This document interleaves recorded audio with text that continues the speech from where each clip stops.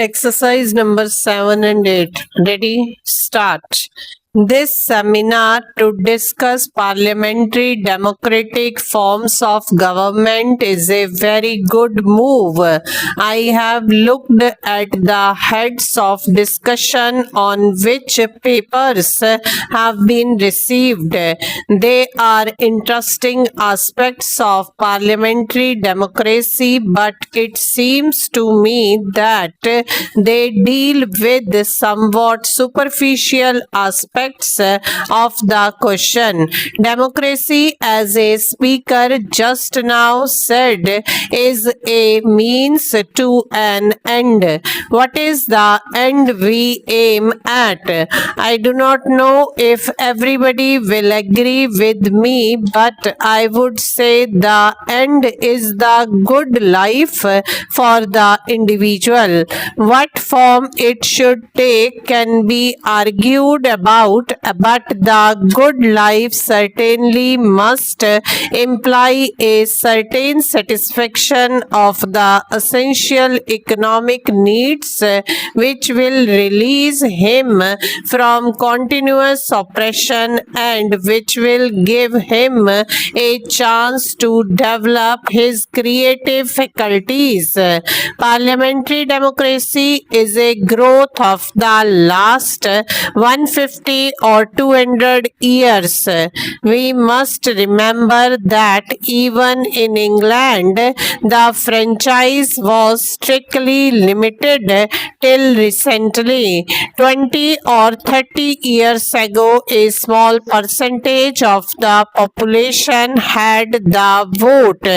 Even now, in quite advanced countries, women who form half the population do not have the vote. Democracy in those countries is presumably male democracy. It needed many struggles before democracy in the 19th century could widen out from the strict confines of certain classes. As the franchise was extended, the representatives chosen also ceased to belong to the higher classes. It is only in the last 30 years or so that adult franchise has come into being in a number of countries. This period is not long enough really to tell us what the ultimate effects of the universal franchise are likely to be in solving problems. Problems are solved not merely by the governmental structure being good, but by the quality of human beings, their education and their character. The machine can at best make it easier for those qualities to develop and remove any elements which suppress growth. In the past, democracy has been taken chiefly to mean political democracy, roughly represented by the idea of every person having a vote. It is obvious that a vote by itself does not mean very much to a person who is down and out and starving. Such a person will be much more interested in food to eat than in a vote his democratic right. Therefore, political democracy by itself is not enough, except that it may be used to obtain a gradually increasing measure of economic democracy. The good things of life must become available to more and more people, and gross inequality inequalities must be removed. That process has no doubt gone on for some time in countries where there is political democracy. One of the basic revolutions of the world has been the Industrial Revolution, which has changed the texture of human life, but people's minds lag behind events.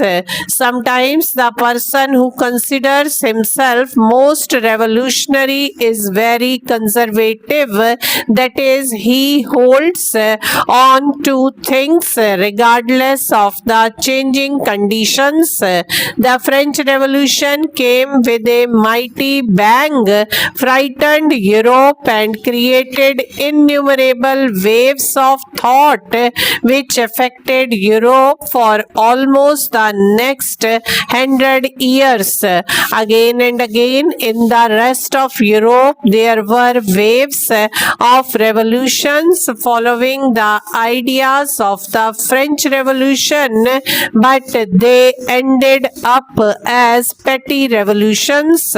Even the French Revolution, when it occurred, was rather out of date in the sense that something bigger was happening behind it, the Industrial Revolution.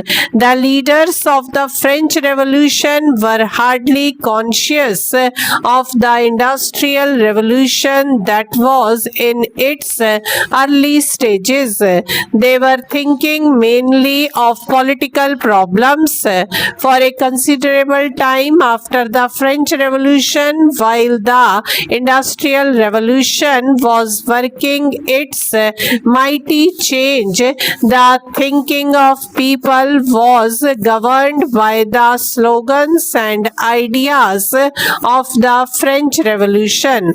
Something big has happened in the structure of human life with the coming of atomic energy. We may take this as the consummation of the industrial age. It forces us to decide how we are going to use this mighty power, rightly or wrongly, in conflict or in cooperation. All this should really force us to think on entirely new lines.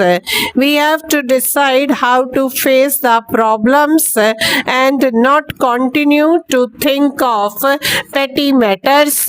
We believe in democracy. Speaking for myself, I believe in it first of all because I think it is the right means to achieve ends and because it is a peaceful method. Secondly, because it removes the pressures which other forms of government may impose on the individual.